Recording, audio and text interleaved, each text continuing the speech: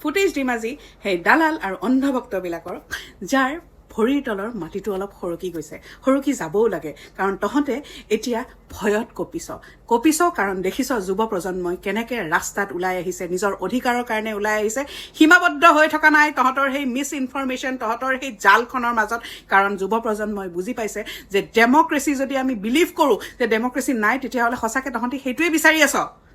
ডেমক্ৰেচিখন আছে আৰু আমি জীয়াই ৰাখিব লাগিব। যেতিয়ালৈকে আমি বিশ্বাস কৰি থাকোঁ, যেতিয়ালৈকে আমি মুখেৰে কৈ থাকোঁ এইখন এখন democracy, Yes this is a democracy. আৰু তহঁতৰ ভয়ৰ কোবত তহঁতৰ সেই হোৱাটছএপ গ্ৰুপত যে কোনোবাই ভিডিঅ' বনালে যে দি দিয়, আৰু তহঁতি কক্ৰ'চ টাইপ আহ, আচল কক্ৰ'চকেইটা তহঁতিহে, সমাজৰ কক্ৰ'চ তহঁত, কাৰণ তহঁতৰ কোনো ইনচিগনিফিকেণ্ট এটা ফেক প্ৰফাইলৰ পৰা তহঁতি কমেণ্ট কৰ, বেয়া কমেণ্টছবিলাক ফেক প্ৰফাইলৰ পৰা কৰ, কাৰণ তহঁতৰতো নিজৰ মুখখন দেখাই পেলাই কোনোদিন কমেণ্ট কৰিবলৈ তহঁতৰ দম নাই।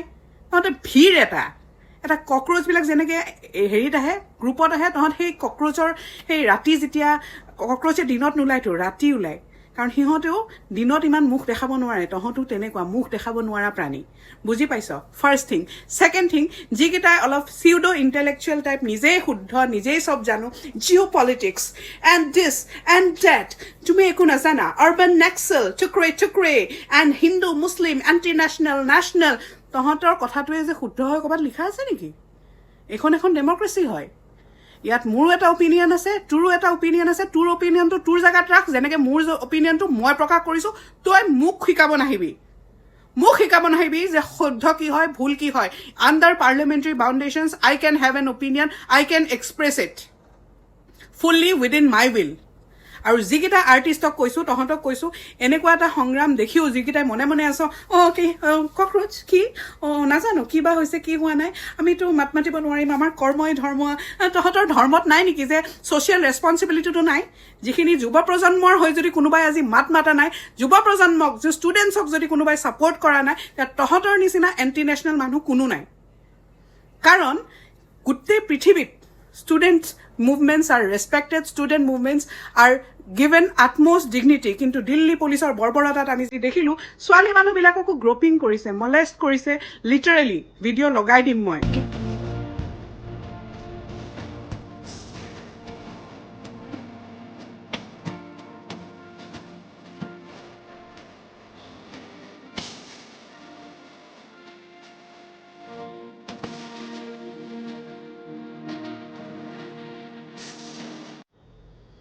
ল'ৰা মানুহবিলাকক ইমান মাৰিছে, ছোৱালীক মাৰিছে, মাইকী মানুহ মাৰিছে, বুঢ়া মানুহ মাৰিছে, আৰু মাৰো বুলি মাৰিছে, খেদো বুলি মাৰা নাই, মাৰিম, ইহঁতক আঘাতপ্ৰাপ্ত কৰিম সেই বুলি মাৰিছে। গতিকে তেনেকুৱা এখন দেশত বাস কৰিও এই যুৱ প্ৰজন্ম কিন্তু মনে মনে থকা নাই। তেখেতসকল ওলাই আহিছে, নিজৰ এটা, তহঁতৰ ঠিক আছে, তহঁত বিজেপি হ'ব পাৰ, তহঁত কংগ্ৰেছ হ'ব পাৰ, তহঁত যিকোনো হ'ব পাৰ, কিন্তু এই যিটো এজেণ্ডা, ঠিক আছে মই মানি ল'লোঁ কক্ৰ'চ জনতা পাৰ্টি বদমাছ, অমুক বদমাছ, চব বদমাছ, কিন্তু এজেণ্ডা ৱাজ পিয়ৰ, যে পৰীক্ষাবিলাকৰ ইৰেগুলাৰিটি বন্ধ হ'ব লাগে, আমাক ৰেজিগনেশ্যন লাগে এডুকেশ্যন মিনিষ্টাৰৰ, আৰু ইমান ল'ৰা ছোৱালীয়ে প্ৰাণ হেৰাইছে, সেই প্ৰাণৰ মূল্য আছে, কম্পেনচেশ্যন দিব লাগে। সেই এজেণ্ডাটোক কিয় তহঁতে ছাপৰ্ট কৰিব পৰা নাই? আৰু যে কেইটামানে যে আহি লক্ষ্য যে সেইবোৰ ষ্টুডেণ্ট নাছিলে, কি আছিলে তেতিয়াহ'লে? এই যে 14-15 বছৰৰ সেই বাচ্চাকেইটা কি আছিলে? কালিলৈকে তহঁতৰ বাচ্চাই তহঁতক গালত চৰিয়াব, কাৰণ এই সময়ত তহঁতে ষ্টুডেণ্টৰ লগত থিয় নিদি, দেশৰ ভৱিষ্যতৰ লগত থিয় নিদি পেলাই এনেকুৱা ধৰণৰ কাম কৰিছ। আৰু নহ'লে সিহঁতে মাৰ খাব, এনেকৈ পুলিচৰ বৰ্বৰতা কোনোবাই আহি মাৰিব, তহঁতে সহ্য কৰিবি, কাৰণ আজি তহঁতে মনে মনে আছিলি।